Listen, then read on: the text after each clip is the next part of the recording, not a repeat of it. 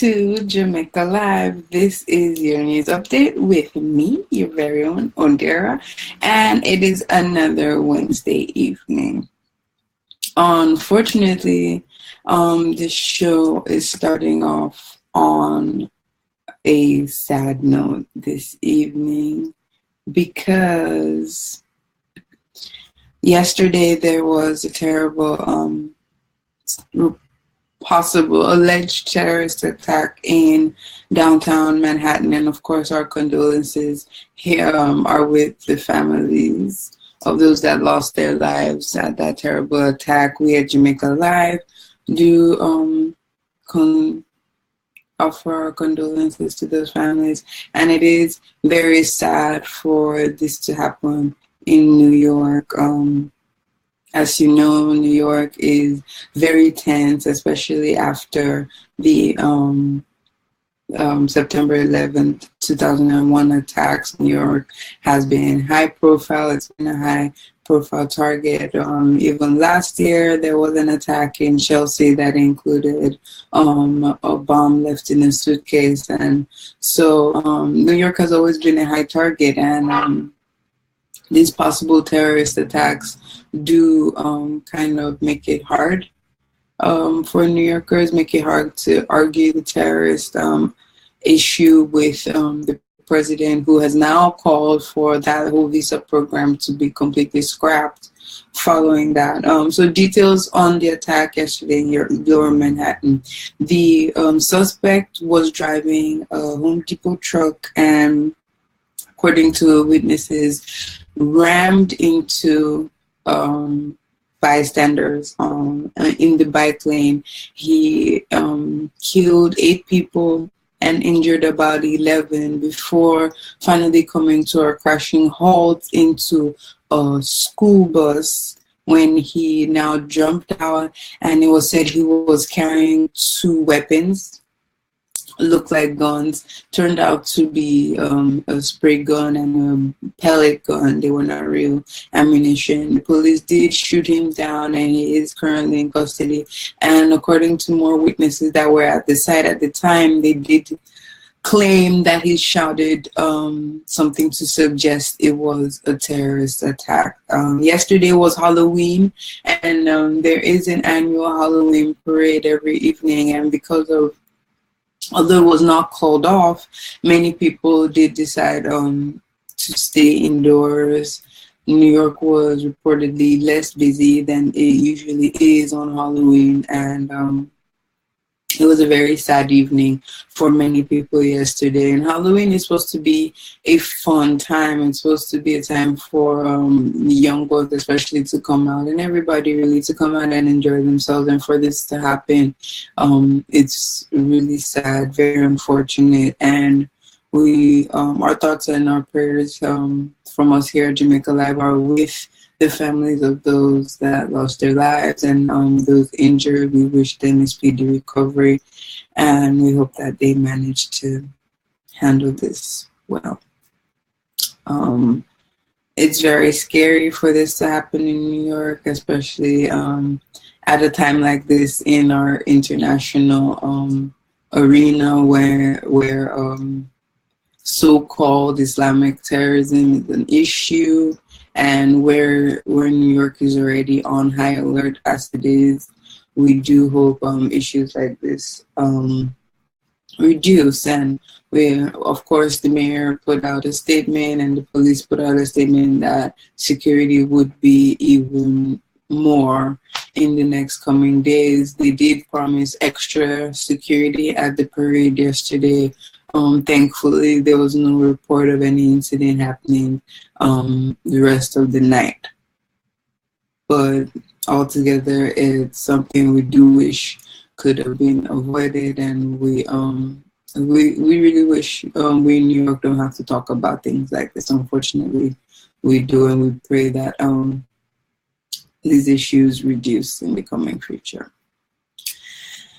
Our second topic for this evening. On Monday, I spoke, Our second topic for this evening. So the controversial Kenyan elections finally held on the 26th of October, and the incumbent president, Uhuru Kenyatta, won in a landslide, winning 98% of the votes against his opponent, Raila Odinga. Now, if you were keeping up with the Kenyan story, I'll give you some backstory to that. The original elections held August 8th. Unfortunately, there was a wave of post-election violence.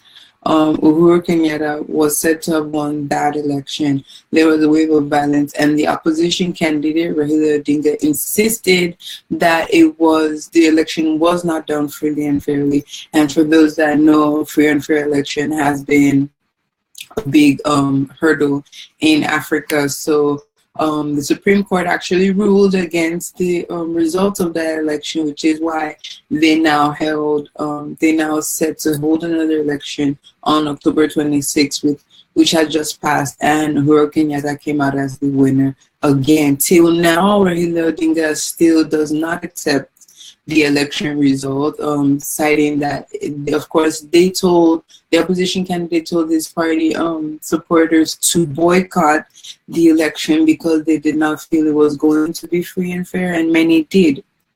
Kenyan officials reported a low turnout for the election. Barely anyone showed up actually adhering to the call for a boycott of the election, which is why many of the votes did go to Kenyatta.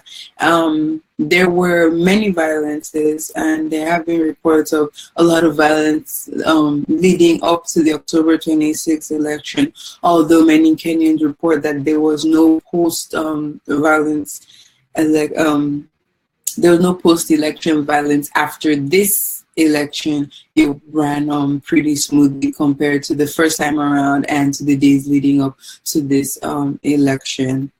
Now, which brings me to my third topic. On Monday, yes, this is what I want to talk about. I did speak about Southeast St. Mary's by-election between JLP candidate Dr. Norman Young and PMP candidate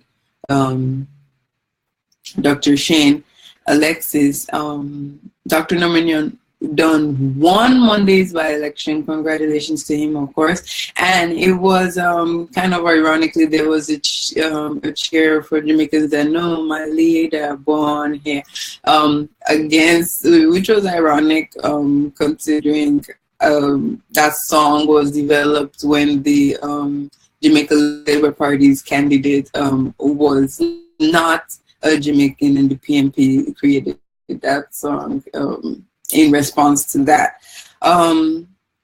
There was a little clash in a particular area in Southeast St. Mary, but nothing serious, and no real serious political violence, which was refreshing from the political violence that usually plagues Jamaican elections. So my question and what I actually want to discuss today is, although there was no violence in this particular election, and although there was no violence after this particular Kenyan election on October 26th, what is the reason why elections don't come peacefully? Why are elections always plagued with violence? And what could be the reason for this? It's very sad that post-election violence, pre-election violence is even a thing in Africa, in Black nations, in many Black nations around the world. And I wonder, why is that? Why is it that the politicians that we seem to have running against each other have a control of the gangs? Of the gangs and the thugs, and why do they use them to impose force? Is this what democracy is about? If we say that we're holding elections, why then do they decide to go about it in such a violent way? Now, the reports coming out of Kenya is that a child actually died in the in election related violence. Many people were shot and injured, and it was actually the citizens actually accused the police of being very heavy handed, and it says a lot about police using live rounds on citizens that are protesting. Why does this happen? We saw in the Catalan protests when between Spain and Catalan when the Spanish forces Spanish forces did meet up with the Catalan protesters. They were shooting rubber bullets at the people, and they were not trying to kill them. But it seems in Africa we use live rounds, and the mission is out to kill. And I wonder why that is. Why do our elections have to be so smeared with violence? Why can we never have elections and have them run peacefully? Why is our democracy crafted this way? And I don't know. I don't know what we can do to prevent it. It's very curious because, you know, we want to say that the youths are the future leaders of tomorrow, and the youth, it rests on the shoulders of the youth to change how things are. But then we tend to see that these older politicians use the youth in these evil things that they do when it comes to elections. So it's like, why do our own people, which are the youth, these are our own age group, our own, that are going to be left behind when the older leaders eventually believe their time is up, or when their time is eventually up and they have no choice but to step down? We are the ones that are going to be left with responsibility. And these thugs that are our age grade, they're our age group, they're youths just like us. They have already done the dirty work of politicians. Do they not know the effect of what they're doing on our collective future? Now, the thugs may think that they're the ones in charge and the ones dishing out this violence. They're the one intimidating people, but the effect of all these elections and the effect of this violence on the people, on the community, still will come around and affect them. And I wonder what our place is in this as youths on the other side of the divide, that we do not condone violence. We do wish to have peaceful, democratic elections. What is our responsibility? What is our role in this particular fight of doing elections in Black nations in Africa without violence, as peacefully as we possibly can have it?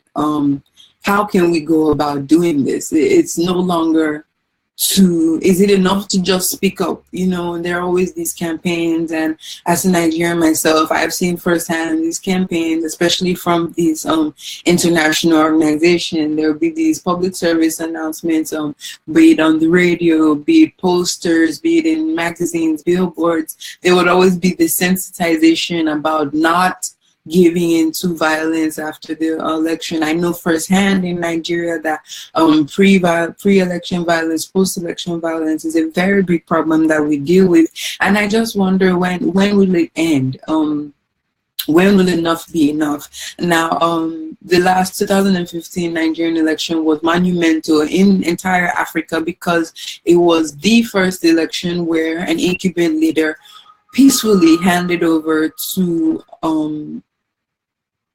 an opposition candidate that won the election. As seen in this Kenyan election was supposed to be monumental in that, right? They did hope, many international organizations and of course the African Union did hope that this would also set the pace following Nigeria's example. In the election before the 2015 election, there was in Nigeria there was a lot of violence, and there was the fear. There was very large fear for the 2015 election that there would be a lot of violence. Many people stocked up food. People returned to their hometowns from wherever they lived. People stayed indoors. People were not going out. You know, it's a culture in Nigeria. When it's election period, you reduce the way you go out. You don't do much because of that fear of election violence. And I just wonder how we're ever going to be able to curtail it, and how it started, you know, how it all started. Of course, when crime goes hand in hand, so corrupt officials would do anything it takes to make sure that their power is not taken from them. But when is enough enough? When will it stop? When do we think that we'll be able to handle things better?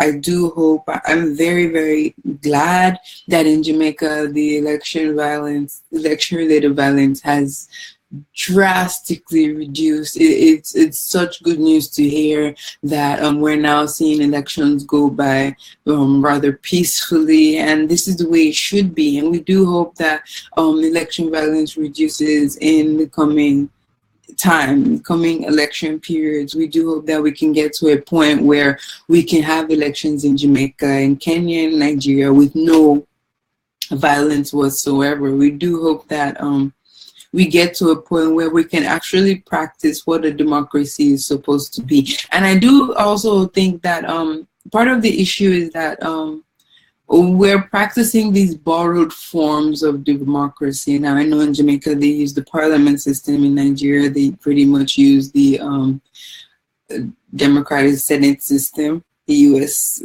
developed system. And we don't go about it well. We really don't go about it well. In Kenya, they also use the parliament system. And it's very interesting how we say that we're electing, we say we're practicing a democracy, but we really don't do that.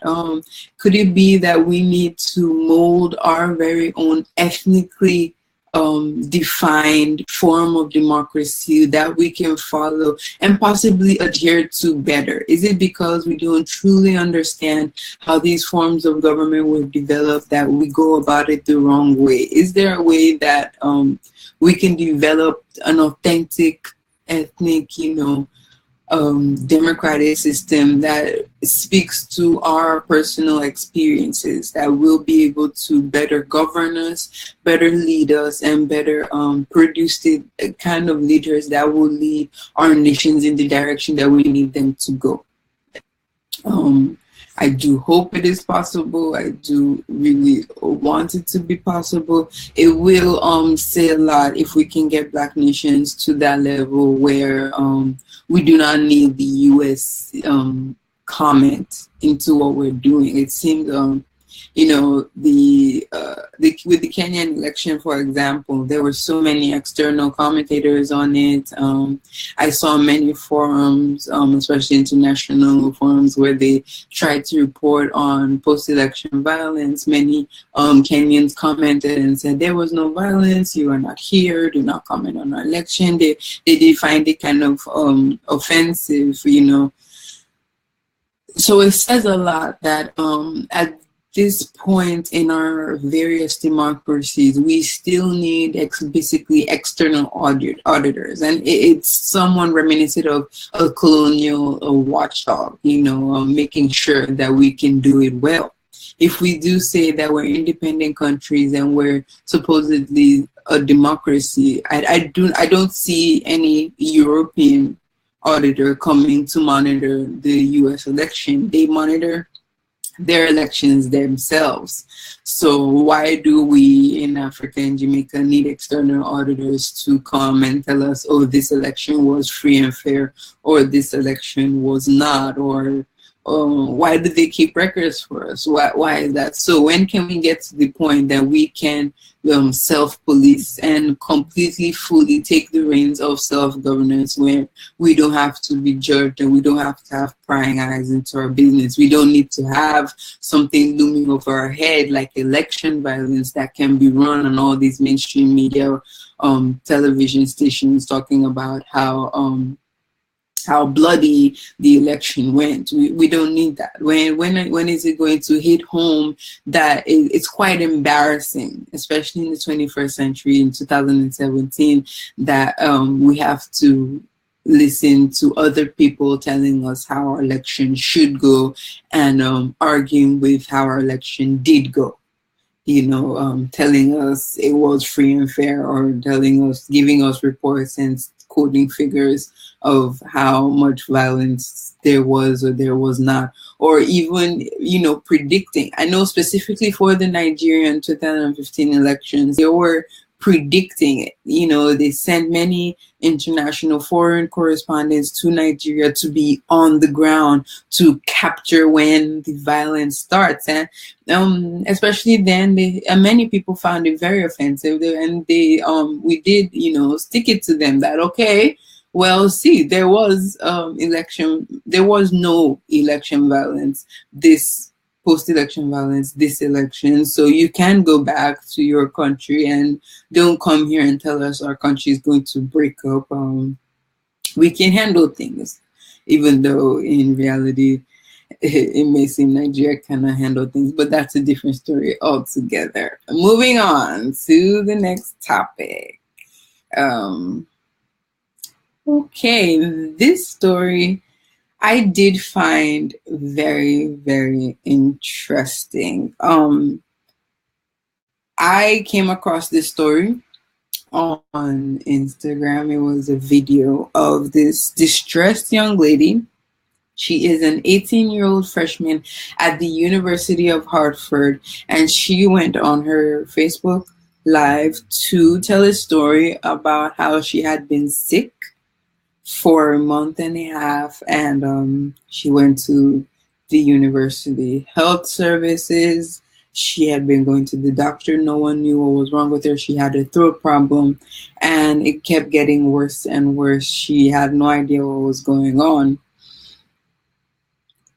And at the same time, she was having issues with her current roommate. So after about a month and a half, she was moving out. Her roommate, that she said basically ignored her previously. She basically ignored her previously, had asked her what is she doing, and she told her that she was moving out. She could no longer take the situation she was living in. And people came to meet her following her move, that her roommate had actually posted online that she had finally gotten rid of this girl. What did I do?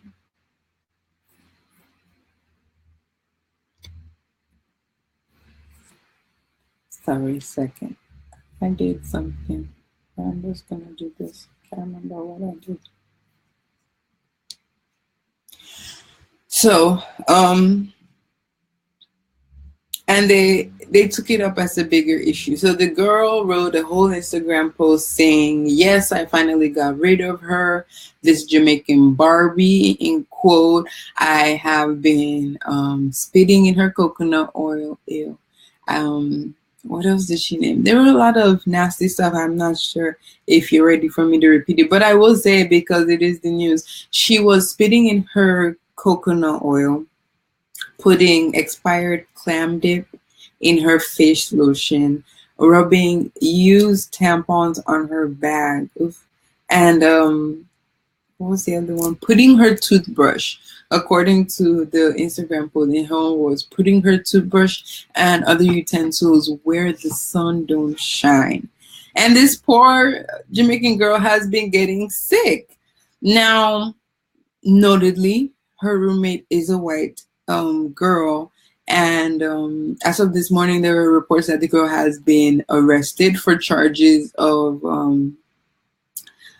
third-degree disturbing the peace or something like that. Excuse me. It was a really funny third-degree disturbing the peace and third-degree causing harm, because she did confess. And apparently, according to the girl on her Facebook Live, she said that many other people that had access to that girl's Instagram said she had been posting videos of so many other things that she had been doing to her. And the girl was complaining that, of course, the university, some officials were investigating the matter and trying to handle it. And when she was trying to process her move out of the room, some people came to asked her for her key, and told her not to talk about the situation to anybody. She signed something like um um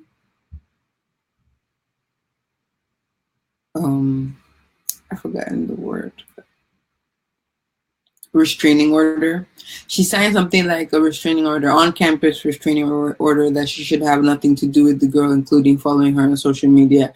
And the girl, of course, vice versa, should have nothing to do with her as well. So she was confused as to why she was being told to not talk about the issue. It was very scary for her. And for me, it begs the question about the issue of racism in our country. Now, the University of Hartford is in Connecticut, and for those that don't know, Connecticut is predominantly white. And I don't know. It is quite worrisome that this would happen for college freshmen, that this innocent girl. Now, I want to put it into perspective. I've been to college. I've been in dorm rooms. I've had annoying roommates myself. I don't think I did. I was quite lucky. But yeah, I've known annoying roommates. You know, you just move out, or you convince them to move out. But I don't think it. I don't think it calls for bullying to that extent, or I don't think it should go this far. Now, of course, girls have their issues. You know, girls get into it, but for it to constitute bullying in college, for it to constitute subtle poisoning, is it a racial issue? Especially for the fact that she did quote that she got rid of the Jamaican Barbie, and it seemed like, it seems so deep. It seems like such a great length to go because you do not like somebody. Now, the Jamaican girl on her Facebook Live said that that problem started the day she got into the room. So it wasn't that they had a falling out or they had some type of other issue. No, it happened almost immediately. The girl just did not like her, and the Jamaican girl pointedly said that if this situation was reversed, if she as a black girl was doing this, would criminal charges not have been brought up against her immediately? And many people on her Facebook agreed that if it was reversed, I mean, in this country, black people get put up for criminal charges for far the most minor of issues. So definitely, if the situation was reversed, it would have been looked at maliciously, with evil eyes, and she probably would have been removed from the school already. So it is good news that as of this morning, that girl had been arrested, although for pretty minor charges, but arrested nonetheless. And I just wonder if this can happen amongst 18-year-olds, possibly racially motivated. They did not charge her for a hate crime, but it does really look to be racially motivated. If this can happen amongst 18-year-olds, basically teenagers, what does that say about the racial status of America right now? What does that say about where we are? That basically children, these are teenagers just getting into college, already have these feelings of racial hate. What does that say for our future in America? Where does that leave us as Americans? And should we now be afraid of even interacting with each other? Is this good? College is supposed to be where everybody interacts and forms whatever kind of relationship that they want to form, and form your own opinion, most importantly. Like, I do understand that these racial issues are taught from home, generation to generation. It's kind of passed down. But you would think that college is the breeding ground for where young adults could come and open up their own minds and kind of form their own opinions about people, about groups of people, and know how they want to move forward as adults. And for this young white lady, it does not seem that she's setting precedent for herself properly enough if she is being so malicious. Personally, I thought that these kinds of things were only things that you saw in all those high school movies. I never ever believed that I would hear this happen in real life, in especially in this day and age when there's so many campaigns against bullying, against racial prejudice, against social injustice. Why would anybody do this and go to such great mean lengths to show your dislike of someone? It said a lot, and it was very worrisome. Many people did call for the girl arrest. The whole of social media was completely outraged that this girl had to go through this, and I sympathize with her plight as well. And I will be following this issue more as the story unfolds, as we do hear more, because like she mentioned in her Facebook Live, she said that she's not even sure exactly what the girl did, how many of her utensils, how many of her clothes, or whatever that the girl messed with. They were roommates.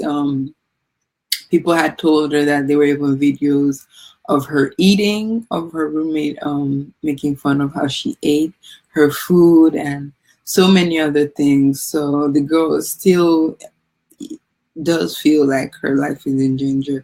Possibly now that her roommate has been arrested, possibly now she should be feeling some type of at least peace, and she should be dealing with how to deal with her personal belongings better. Moving on.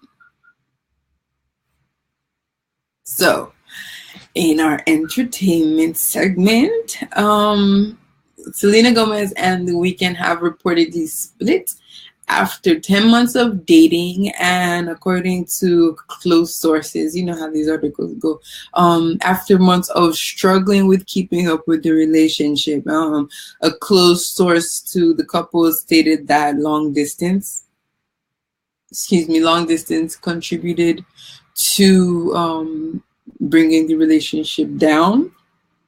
However, I have some other theories. Now, this report of them breaking up is coming after the very heartfelt interview that she had where she spoke about her kidney transplant operation and her very kind friend who donated that kidney to her. And it was very, very emotional, her speaking about what she went through with kidney failure and all that.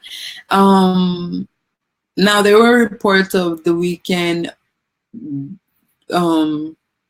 booking his tour dates around the period when Selena was supposed to have been getting this kidney transplant surgery. But there was no direct mention of he being at the hospital by her side with her through this time.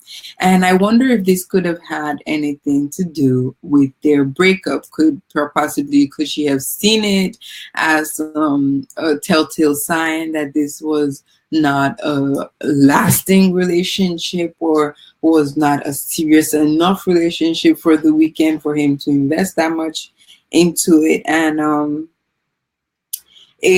it says a lot that there has been a spotting of Selena with Justin Bieber. According to the rumors, they said that they met up and went to church together. If anybody remembers, a couple months ago, Justin Bieber canceled some concerts that he had, said he needed to make peace with God, went to church and said he was born again. And now we're hearing that Selena and Justin Bieber, in that interview where she did speak about her kidney transplant, she did mention that her relationship with God had a lot to do with her getting through the process. So it says something that they were spotted meeting up to go to church and, of course, have lunch, and they look pretty friendly. And now Selena and Justin Bieber dated years ago, and it seemed like the two were particularly in love, and the the problematic spiral that Justin Bieber has been going through does seem to have spun since he broke up with Selena. It does seem like he was missing something in his life, and it seemed like they were both missing each other very well. Personally, I do like to see them together. I think that they were a good fit, and they kind of gel. You know, they fit into each other's life, and it seems like they have a lot in common, and I hope it works out for them. More in entertainment news, if any of you are Wendy Williams fans, she on for her Halloween episode, unfortunately, very sadly, she's said to have overheated, probably from heat exhaustion or basic exhaustion, and fainted on live TV. She did release a statement saying that she's okay, getting better, getting hydrated, and she will have more about that story later. Unfortunately, there has been this feud between Wendy Williams and rapper 50 Cent, and he did make fun of her unfortunate situation on his own social media. Now 50 Cent has been known to not be one to hold back throwing punches, and he threw a punch at possibly Wendy Williams' lowest time, and it was quite sad, but we do hope that Wendy Williams gets better. Now, remember, you can comment on the topics that I'm talking about. Please feel free to join the conversation. I want to hear from you. I want to know if there's any part of these topics, that any angle, perspectives that I'm not discussing that you would like for me to talk more about. I would like to hear your opinion about the topics that I do cover, and I would like to get your side of the story. If you want to comment here, please feel free to comment. I will read your comment from the comment section. If you would like to send a message or call on WhatsApp, this is the phone to call, and the number to call should be right there on your screen. So feel free to call that. I could call the number out for you. It is +1 347 343 1989. That is, call us on WhatsApp, and I will be sure to answer you, and you can be on the show. We can have a conversation. I would love to hear from you. Love for you to join in on what I'm saying. Share with me whatever you have to say about that as well. So I'm going to give a rundown of the topics for today one more time. Now, of course, our condolences. We at Jamaica Live, our condolences are with the families of those that lost their lives in yesterday's road attack in Lower Manhattan. Background to that story: the suspect was driving a Home Depot truck and rammed right into a crowd of people, very resembling many of the attacks that have been going on in Europe that went on in Paris last year, and killed 8 people, injured 11 of them. It was very, very sad to hear, because yesterday was Halloween, and we do know that many people are many people come out on Halloween, and it is unfortunate that this type of thing would happen, especially in New York, where tensions are already high and everything, and it's worrisome to know. New Yorkers are very very tense. There's already a high presence of security the city because of what has been going on, of course, the September 11 attacks, and because New York is so high profile, many things do happen here. So there's a very increased security presence at all times, and I do hope that we do manage to put a cap on this, kind of put wraps on this situation. There, yesterday was supposed to be the annual Halloween parade. Did still hold yesterday.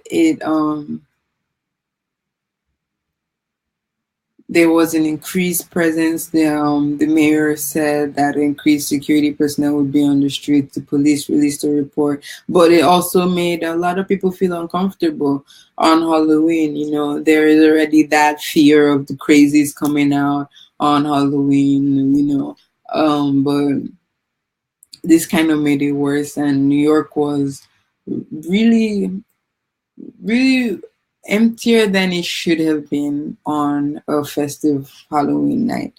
And of course, we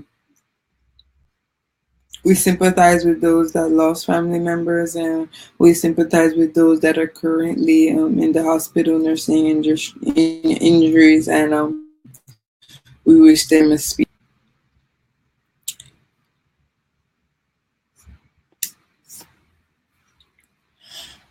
The controversial Kenyan elections finally held on October 26th, and the incumbent president, Uhuru Kenyatta, won with a landslide of 98% of the votes.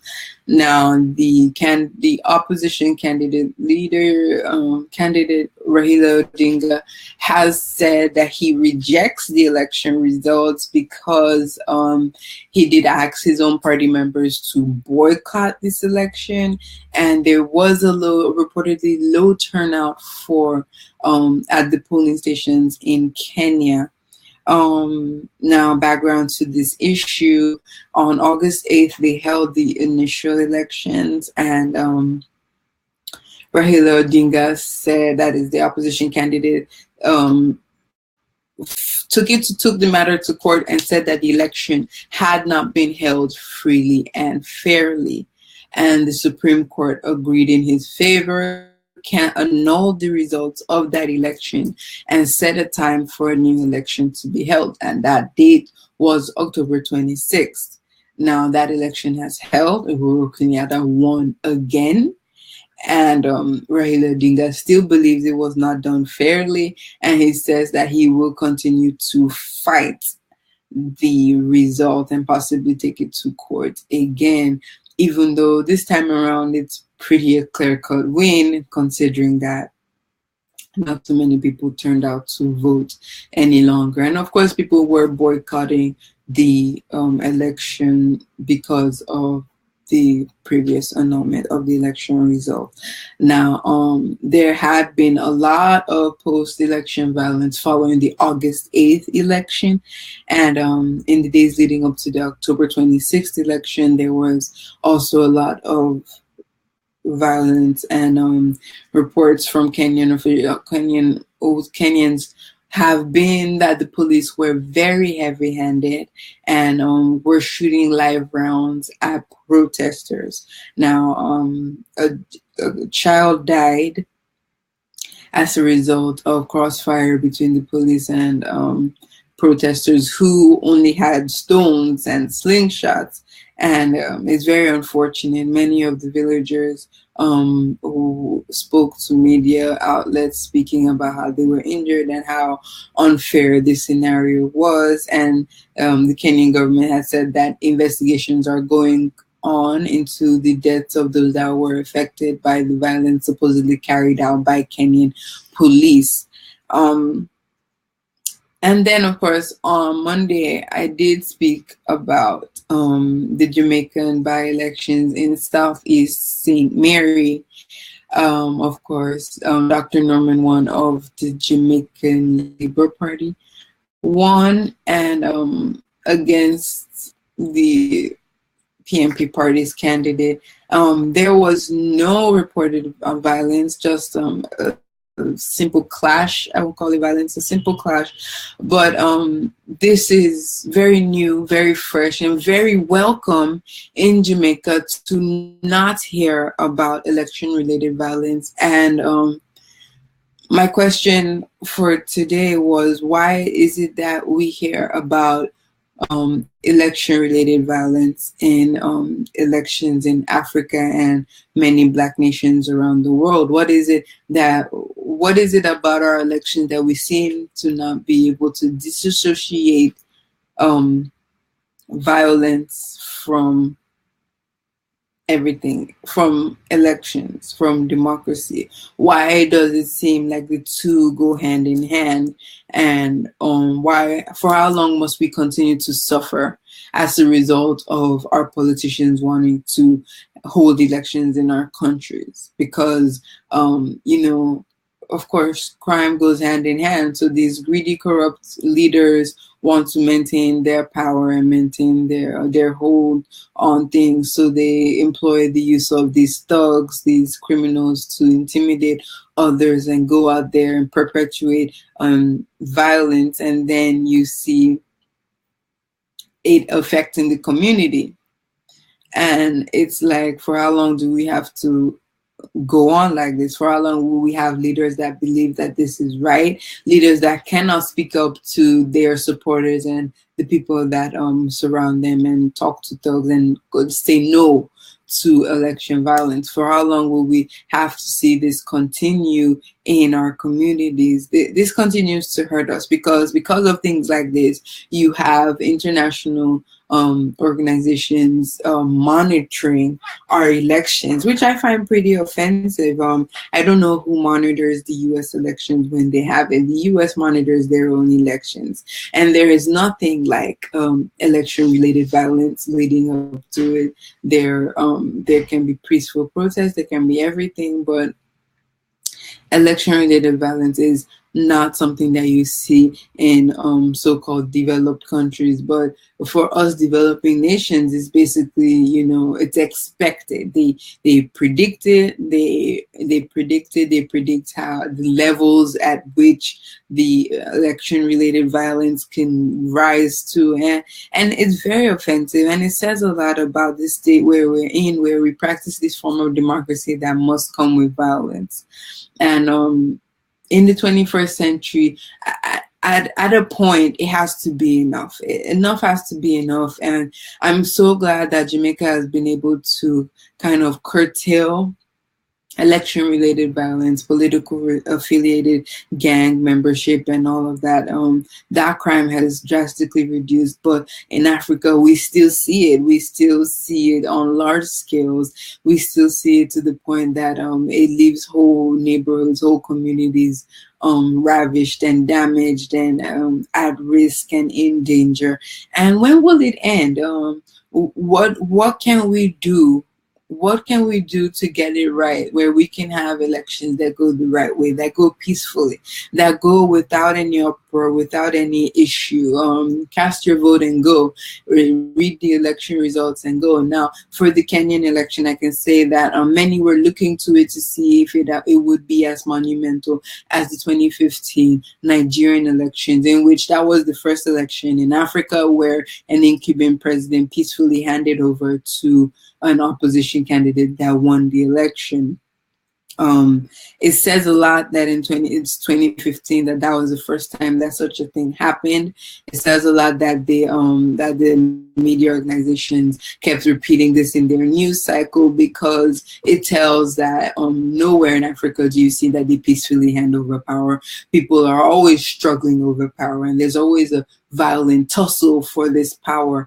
And our former president was commended highly for not bringing people to violence, and of course during his campaign he did say that the blood of no Nigerian was worth his re-election, and he did plead to run the election as peacefully as possible, and he did that.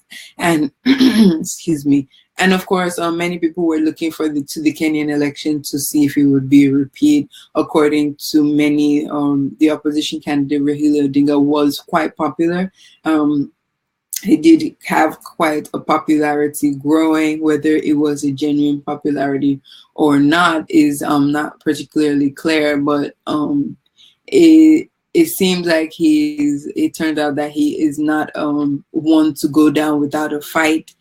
He is the one that challenged the August 9th Kenyan elections and had took it to the Supreme Court, and that's how the Supreme Court annulled it, and they had the October 26th, and till now he insists that the October 26th election was not done fairly, and he intends to continue to fight that. And it just says a lot about the way we do elections, and I wonder when Africa is going to get it together, when Black nations in general will be able to get it together to the point where we don't have to be externally audited by any European or any American company coming to tell us how free and fair our elections are.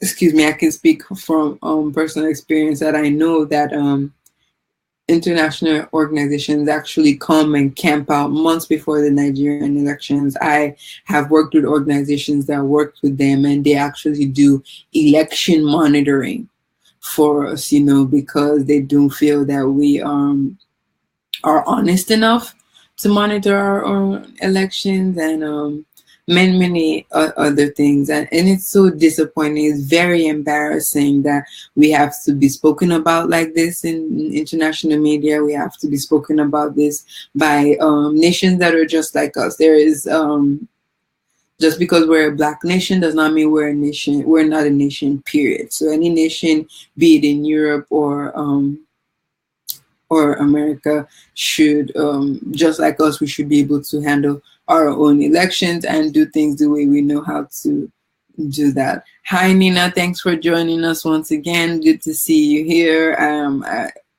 Feel free to drop a comment if you'd like to talk about any of my topics today. I hope you've been able to keep up with my topics, so if you know them, feel free to join the conversation. The number is there for you to call, and you can drop a comment. I will definitely read out your comment and speak with you on that. So that I was talking about election-related violence in Black nations. Jamaica has managed to fight that and control that, and that is commendable. And possibly Jamaica should give Nigeria and Kenya some tips, maybe come counsel us on how you guys did it, because the rest of Africa is definitely not getting that memo correctly. It's so sad that we don't realize that those thugs and youths that perpetrate this violence don't realize how much this violence actually comes back to hurt them in the end. And you think you're hurting one person, but you're really hurting yourself, because think about it. These are your brothers. These are your people. These are your countrymen. These people share land with you, and any violence, any destruction that you bring to that land will eventually one day, if not affect you, affect one of your family members or your generation to come down the line in the future. So we need to figure out how to better manage this situation, how to properly address the situation so that it no longer happens, and we can do better. We need to do better. We need to be able to do better as Black nations and show the world that we can stand on our own. We can do things by ourselves. We can hold free and fair, peaceful elections in the 21st century and come out on top. And it's not just about holding elections, because it seems that we try to put our best foot forward when it comes to elections, but then once these people are voted into office, it's the same old song. It's back to business as usual, and it's laden with corruption and greed and just a throwaway of the rule of law altogether. So I do hope that we can get a hold on our democracy and we can begin to do things the way they're supposed to be done. And as I was saying before, I do wonder if we should possibly look into designing and molding, fashioning our own ethnic ethnically relatable form of democracy that relates to our personal experience in our various countries, because at the end of the day, the democracies that we practice, parliament and the US system, is borrowed. They're borrowed forms of government. So possibly we as Black nations should look into developing our own form instead of borrowing forms that were developed for people that had different experiences than us. Things to think about, and I hope you guys are thinking about them. My next topic, what was that topic for? Yes, this was very interesting. Now, a freshman at the University at Hartford went on her Facebook Live to tell a story about how her white roommate, now this lady is Jamaican, how her white roommate had been making her uncomfortable in her room, and she decided to move out after a month and a half. Now, during that month and a half, she had started falling ill. She had some throat issues. She went to the University Health Services. Tests could not help her. She did not know what was wrong with her. She thought it was a cold. It was turning out not to be a cold, to be worse than a cold. And of course, she was uncomfortable in her room. So she started moving out. Her roommate asked her about her plans, and joyfully, surprisingly, it's crazy, joyfully took to Instagram to say, oh, I finally got rid of the Jamaican Barbie after a month and a half of spitting into her coconut oil, putting expired clam dip in her facial cream, rubbing used tampons on her bag, and putting her toothbrush and utensils in places where the sun don't shine. She finally got rid of the Jamaican Barbie. Now, many people on social media were angry when they heard this girl's story, considering the fact that she is still sick after this, and she doesn't know how many of her things have been tampered with.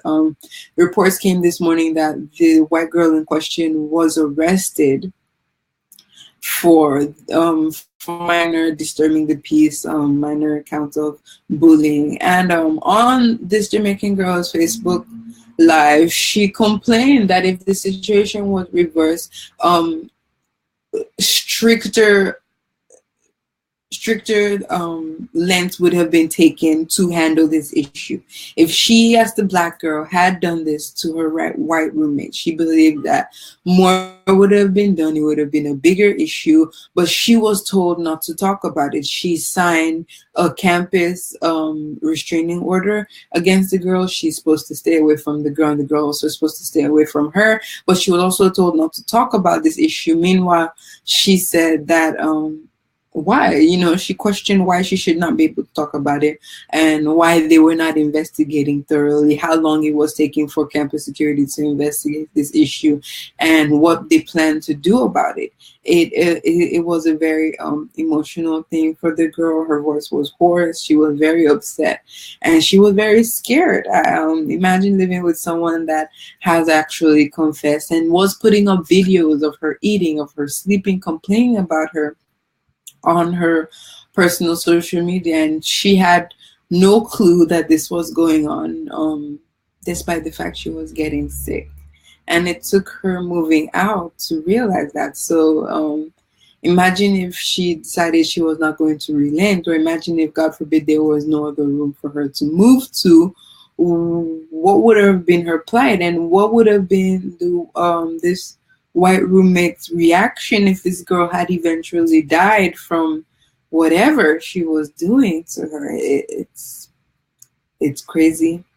Many have been saying that it was racially motivated, and she was not charged for any hate crime, but I do wonder if that is the extent to which you can hate a person simply because of the color that they are, and whether it's enough to go this far, whether you need to go this far.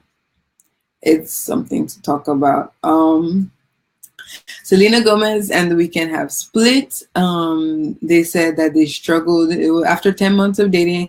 Many sources say that they struggled, especially with distance, The Weeknd on tour, and all that. But I have my personal suspicion that it could have had something to do. Of course, she did release a very heartfelt interview about her kidney transplant and how her friend donated a kidney for her. But there was very little mention about The Weeknd involved in her recovery process and in the process of her surgery.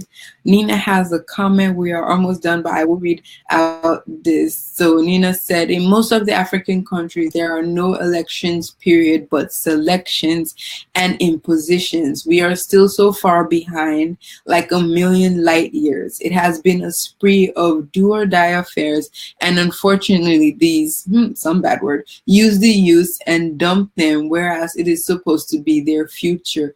Very disheartening. Wow, this sheds a lot of light on the way elections are held in Africa. And thank you so much, Nina, for this comment. It is eye-opening to the state of things, and it says a lot that these elections that we call democratic elections are in no way democratic at all.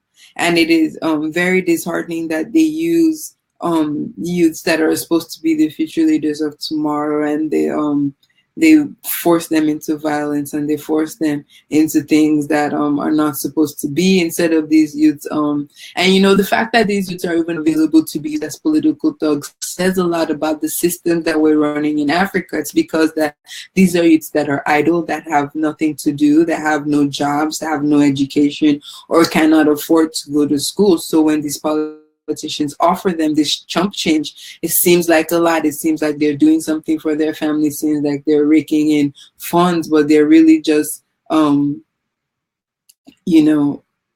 using it as an opportunity to, I don't know, to wreak havoc. And it's so sad. Thank you, Nina, so much for that comment. I really, really appreciate it. Thank you for putting that in before we come to the end of this broadcast. This has been Jamaica Live. That's it, right there. This has been Jamaica Live, and I am, of course, Adara. This has been your news update with me, Adara. Please join me again Mondays, Wednesdays, Fridays. My next broadcast would be on Friday evening, 4 p.m. Jamaican time, 5 p.m. New York time, and 10 p.m. Nigerian time. I enjoyed this. Thank you so much for those that contributed and watched, and I do hope to see you again. Have a good evening. Thank you very much.